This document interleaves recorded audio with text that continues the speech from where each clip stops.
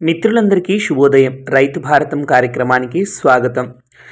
ఇక్కడ మీరు చూస్తున్న వీడియోలో ఏంటంటే వరి పంటను కోయడం అండి. మిషన్ వచ్చేసేసి దాదాపుగా ముందైతే వరి పంటను కోయడం అంటే మనం రైతులే కోస్తూ ఉండేవారు. అంటే చాలామంది కూలీలను తీసుకొని వచ్చి కోయడం అట్లా చేస్తూ ఉండేవారు.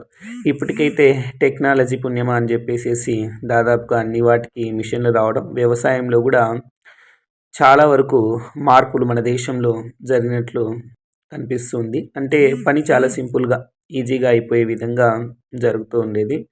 సో, ఇదంతా వచ్చేసి ఎక్కడంటే వరి తోటలో అండి. వరి చేనులలో ఇంకా వరిని మొత్తంగా తీసేస్తారు కదా!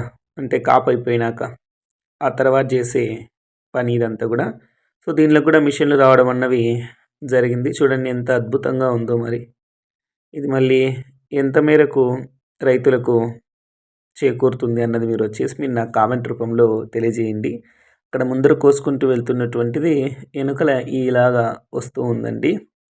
మొత్తానికైతే రైతులందరికీ కూడా ఇప్పుడు టెక్నాలజీ ద్వారా చాలా మంచి ఫలితాలే వ్యవసాయంలో కనిపిస్తున్నాయని చెప్పొచ్చు.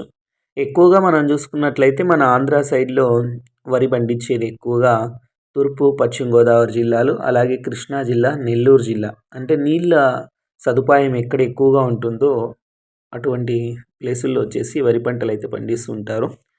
ఒకప్పుడు ఆంధ్రప్రదేశ్ దేశానికి అన్నపూర్ణ అని చెప్పేవారు. ఎందుకంటే నవధాన్యాలు పండిస్తూ వ్యవసాయం ఒక పండుగలా ఉండేది ఆంధ్రాలో.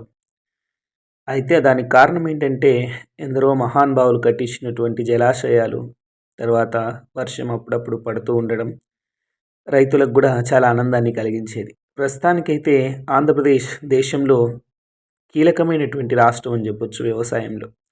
ఎందుకంటే ఆంధ్రాలో పండించే పంటలు భారతదేశంలో ఏ రాష్ట్రంలో కూడా పండించరు.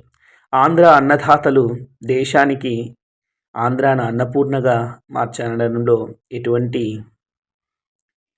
మరో మాటకి తావులేదని చెప్పొచ్చు. సో, మొత్తానికైతే నిన్న పెట్టిన వీడియోస్‌కైతే చాలామంది రెస్పాండ్ అయ్యారు. చాలా హ్యాపీగా ఉంది నాకైతే. సో, అందుకే ఈరోజు నుంచి ప్రోగ్రామ్ ఇంకా కంటిన్యూగా స్టార్ట్ చేద్దామని చెప్పేసి నేను ఈరోజు ప్రారంభించడం జరిగింది. లైవ్ చూస్తున్నారు చాలామంది కూడా. వారికి కూడా చాలా థ్యాంక్స్. అలాగే వీడియోస్ చూస్తున్న మీ అందరికి కూడా థ్యాంక్ యూ అండి. వీడియో నచ్చితే సబ్స్క్రైబ్ చేసుకోండి.